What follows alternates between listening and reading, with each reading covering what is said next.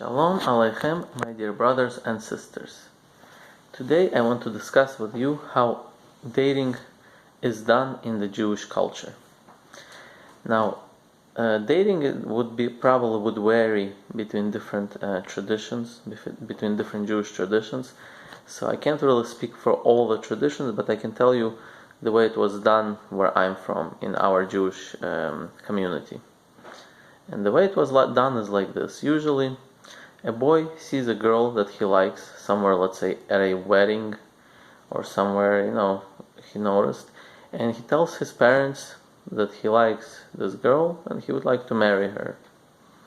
So the parents would, obviously this was everything before he would actually talk to the girl, He would never talk to the girl without speaking to his parents first.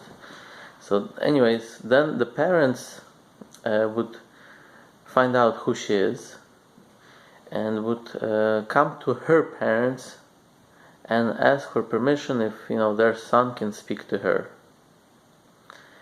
And if they agree, then they would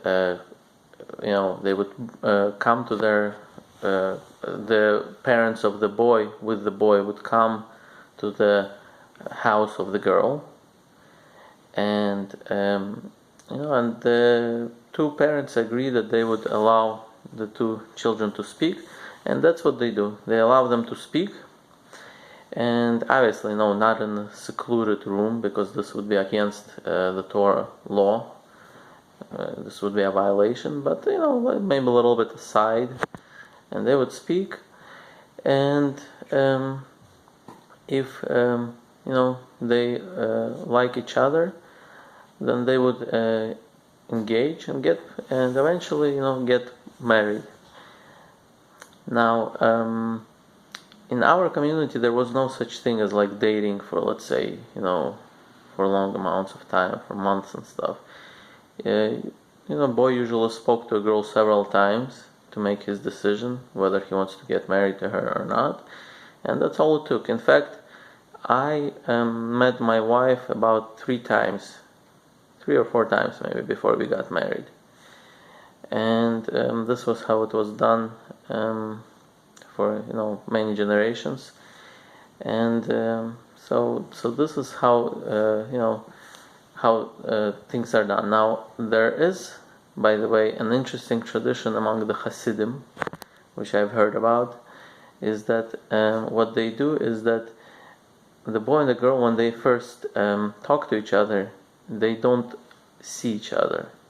So the way it works is that they sit like on chairs that are facing backwards towards each other, and they talk without knowing what the other looks like.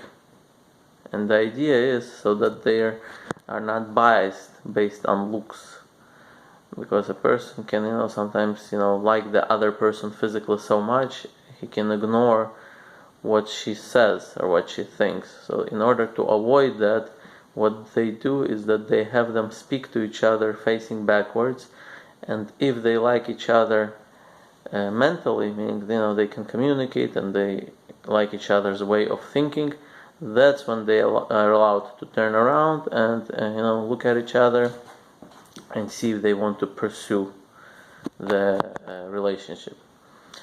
Now, this is done among some Hasidim, that's what I heard, and so this is now. There are some modern families where probably dating takes place and they date, and I don't think this is really the Jewish way.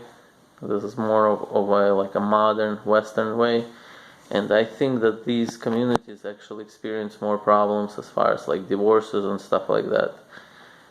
Whereas the traditional communities, have much less divorce rate, although it happens obviously once in a while, but it's much less.